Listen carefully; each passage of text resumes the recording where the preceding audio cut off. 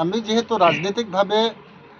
সশস্ত্ৰ বাহিনী এটা একোট কৰাৰ পিছত অস্ত্ৰ সমৰ্পণ কৰাৰ পিছত এতিয়া ৰাজনৈতিক প্ৰেক্ষাপটত আমি নামি পৰিছিলোঁ গণতান্ত্ৰিকভাৱে আন্দোলন কৰাৰ আৰু বিশেষকৈ মুখ্যমন্ত্ৰী তেওঁ নিজে কৈছিলে যে আপোনালোকে চিজফায়াৰৰ দাগটো মুচি লওক, আপোনালোকে জনজাতিকৰণৰ ইছ্যুটোলৈকে আপোনালোকে গণতান্ত্ৰিকভাৱে আন্দোলন কৰিবলৈ পাৰিব।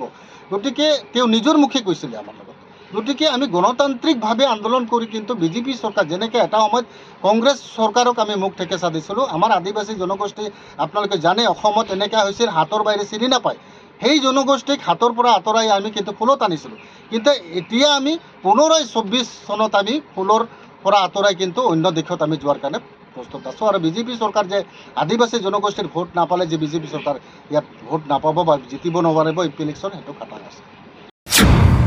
अल आदिवासी बारग' हाथियार लाग्राजों सोमोन्दो थानाय आफादनि खौरां मेल।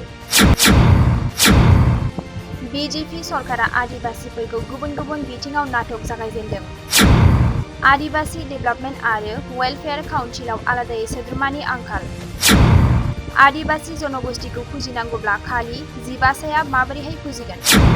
जोंनि दाबिखौ गनायाब्ला मोन8 गटनि सोद्रोमा आरो रायजो मोनफ्रोमबो जिल्लानिफ्राय 10,000 मानसिनिसिम बिजेपिनि हेंथायै राजनीतिक दोलोआव जयनिं जागोन। आसामनि रायजोसभानि बिसायख'थियाव बिजेपिखौ बे खेबाव फेजेननायखौ नोजोर लाखिगोन। आसलते आमी কিছুদিন আগতে মানাসতে প্ৰেছ মিট দিছিলোঁ আৰু এই প্ৰেছ মিটৰ জৰিয়তে আমি অসম চৰকাৰক আমি আহ্বান জনাইছিলোঁ যে 2015 চনৰ যিটো আমাৰ আদিবাসী একৰ্ড হৈছিল 15 ছেপ্টেম্বৰত, সেই একৰ্ডৰ মৰ্মে আদিবাসী জনগোষ্ঠীৰ কাৰণে সৰ্বাংগীন উন্নতিৰ কাৰণে আদিবাসী উন্নয়ন পৰিষদ এটা গঠন কৰাৰ কথা আছিলে আৰু সেইটো পূৰ্ণাংগ গঠন হোৱা নাই। সেইকাৰণে আমি বিৰছা কামুণ্ডু বিৰছা কামুণ্ডু ফ'ৰ্চৰ লগতে 8টাকৈ গোটে আদিবাসী মিলিটেণ্ট গ্ৰুপ এটা বনাইছিলোঁ, যিটো গ্ৰুপৰ মই প্ৰেচিডেণ্ট হিচাপে আছিলোঁ, মই বিশাল ধানৱাৰ। আৰু সেই মিলিটেণ্ট গ্ৰুপৰ আমাৰ সিদ্ধান্ত আছিল যে বিজেপি চৰকাৰে আদিবাসী জনগোষ্ঠীক একৰ্ডৰ নামত বা কাউন্সিলৰ নামত কি নাটক কৰিব বিচাৰিছে নেকি? আজি আমি আপোনালোকে হয়তো নিশ্চয় জানে কিছুদিন আগতে আমাৰ আদিবাসী কাউন্সিলৰ 16জনকৈ বিষয়ববীয়া দিছে। তাত চিফ নিয়োগ কৰিছে, চেয়াৰমেন নিয়োগ কৰিছে, ভাইচ চেয়াৰমেন, ডেপুটি চিফ এনেকৈ নিয়োগ কৰিছে আৰু সকল। কিন্তু কাউন্সিলখনত পূৰ্ণাংগ এটা কাউন্সিল হ'বলৈ 45 মেম্বাৰ লাগে। তাত 45 মেম্বাৰ কিন্তু এতিয়ালৈকে নাই। আৰু সেই 45 মেম্বাৰ নোহোৱাকৈ কাউন্সিলটো কেনেকৈ চলাব? আৰু অসমত আদিবাসী জনগোষ্ঠী অসমৰ প্ৰায় ডিষ্ট্ৰিক্ট অৰ্থাৎ সকলো ডিষ্ট্ৰিক্টত ক'ব পাৰিব কম বেছি পৰিমাণে আছে। গতিকে বৃহত্তম অসমৰ জনগণক যদি সেৱা কৰিব লাগে বা বৃহত্তম আদিবাসী জনগোষ্ঠীক উন্নয়ন কৰিব লাগে, তেতিয়াহ'লে আজি 16জনে অসম্ভৱ আছে। 16জনে আজি তেওঁলোকে অসম জুৰি তেওঁলোকে ডেভেলপ কৰাৰ কাৰণে কেতিয়াও নোৱাৰে বা তেওঁলোকে চাব নোৱাৰে। গতিকে তেনেস্থলত আমি অসম চৰকাৰক আহ্বান জনাইছিলোঁ যে আমাৰ বিদ্ৰোহী সংগঠনৰ যিসকল নেতা আছে, কোকৰাঝাৰৰ পৰা শদিয়াৰ পৰা তিনিচুকীয়ালৈকে যিমান কেডাৰ আছে, এই কেডাৰৰ যিবিলাক নেতৃত্ব দিয়া কেন্দ্ৰীয় সমিতিৰে হওক বা ডিষ্ট্ৰিক্ট কমাণ্ডাৰ আছে, তেওঁলোকক কাউন্সিলত শীঘ্ৰে অন্তৰ্ভুক্ত কৰিব লাগে। কিন্তু শেহতীয়াকৈ আমি যি প্ৰেছ মিটৰ পিছতে আমাক এডিজিপি ছাৰ মাতিছিলে গুৱাহাটীত কাহিলীপাৰাত, তাত মিটিং 8টাকৈ গোটৰ আমাৰ নেতৃত্ববৃন্দ গৈছিলোঁ। তাত আমাক এটা আশ্বাস দিছিল যে 15 তাৰিখৰ আগে আগে আপোনালোকৰ ৰিহেবিলিটেশ্যন হওক বা আপোনালোকৰ 2+3 হওক, এইটো অসম চৰকাৰ মুখ্যমন্ত্ৰীৰ লগত আলোচনা কৰি পেলাই এইটো সমস্যাৰ সমাধান। কিন্তু এতিয়া দেখা গ'ল যোৱা 15 তাৰিখে আমি ডেডলাইন দিছিলোঁ। 15 তাৰিখৰ পিছত কিন্তু আমি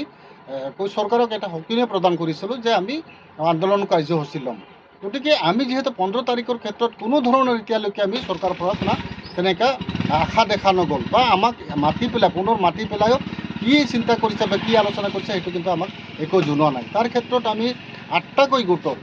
এক্স মিলিটেণ্ট যিটো বনাইছোঁ, সেই এক্স মিলিটেণ্টৰ নেতৃত্ববৃন্দ আলোচনা কৰিছোঁ। আমি অসম জুৰি আমি এনেকৈ চিন্তা কৰিছোঁ যিমান আমাৰ সৈনিক আছে, যিমান সদস্য আছে, সদস্যৰ পৰা লিডাৰলৈকে প্ৰত্যেকটো জিলাত 10,000তকৈ অধিক আমি ৰাইজক কিন্তু বিজেপি চৰকাৰৰ পৰা আঁতৰাই লৈ বা বিজেপি চৰকাৰৰ এগেইনষ্টে যোৱাৰ কাৰণে আমি বাধ্যতা হৈছোঁ। প্ৰত্যেক জিলাত আমি এতিয়ালৈকে আমি কোনো ৰাজনৈতিক দলত জইন কৰিম সেইটো আমাৰ সিদ্ধান্ত লোৱা নাই, যদিও আমি পৰৱৰ্তী কালত আমি আলোচনা হ'ব আৰু বিজেপি চৰকাৰক আমি কেনেকৈ হয়তো নিষেধ কৰিব পাৰোঁ বা অসমত বিজেপি চৰকাৰ MP ইলেকশ্যন 24ৰ ইলেকশ্যনত মুখ ঠেকেচা কেনেকৈ দিব পাৰোঁ তাৰ এটা পৰিকল্পনা কৰি আছোঁ। গতিকে আমাৰ দৃঢ় সংকল্প আছে, যদি আমাৰ শীঘ্ৰে আমাৰ ৰিহেবিলিটেশ্যনৰ টকা, মান্থলি ভাত্তা, +2+3 আৰু আমাৰ ল'ৰাবিলাকক আমাৰ আলোচনা আছিল একোটত তাত স্পষ্টভাৱে আছিল যে আদিবাসী জনগোষ্ঠীৰ লগতে যিখিনি মিলিটেণ্ট গ্ৰুপৰ সদস্য আছে সৈনিক আছে তেওঁলোকক কিন্তু বিভিন্ন ধৰণৰ চাকৰি দিয়া গৈছে বিশেষকৈ প্ৰশাসনৰ ক্ষেত্ৰত আমি চাকৰিৰ ক্ষেত্ৰত আলোচনা আছিল কিন্তু আমাৰ উপযুক্ত বহুত ল'ৰা আছে কিন্তু তেওঁলোকক কিন্তু এতিয়ালৈকে কোনো ধৰণৰ চাকৰিৰ ক্ষেত্ৰত আলোচনা হোৱা নাই লগতে আমাৰ যেটো মান্থলি ভাতা আজি মোটামুটি 10 মাহ উকলি গ'ল 10 মাহ উকলি যোৱাৰ পিছত কিন্তু এতিয়ালৈকে চৰকাৰে কোনো ধৰণৰ চিন্তা কৰা নাই গতিকে আজি এই প্ৰেছ মিটৰ জৰিয়তে অসম চৰকাৰক সকীয়াই দিব বিচাৰিছোঁ আমি শীঘ্ৰে 8টাকৈ গোটৰ অসমত বিভিন্ন স্থানত আদিবাসী অধ্যক্ষিত এৰিয়াবিলাক মেজৰিটি এৰিয়াত যিখিনি আছে তাত ৰাইজৰ লগতো আলোচনা বিভিন্ন দল সংগঠনৰ লগত আলোচনা চলি আছে আমাৰ আৰু এই বিভিন্ন দল সংগঠনৰ সমৰ্থন লৈ পেলাই আমি কিন্তু বিজেপিৰ এগেইনষ্টে আমি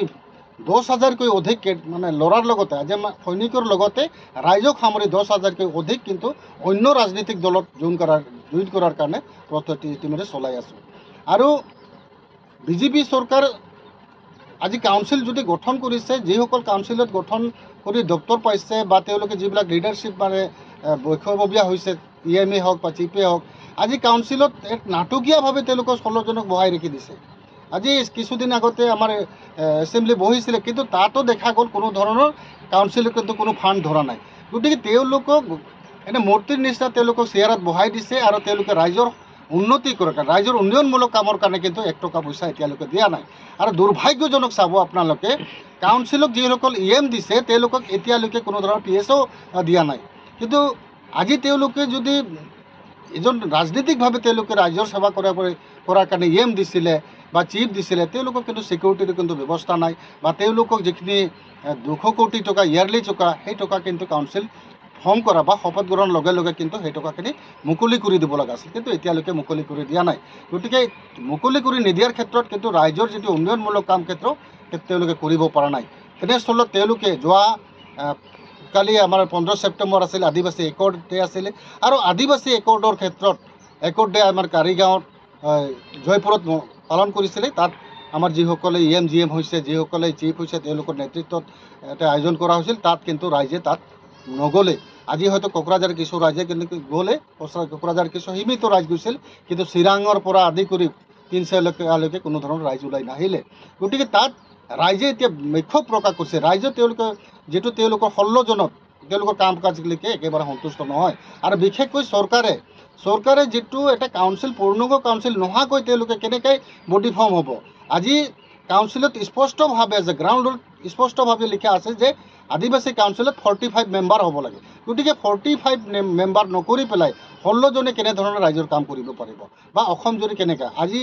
আপোনালোকে জানে যে 11জনকৈ আমাৰ কোকৰাঝাৰত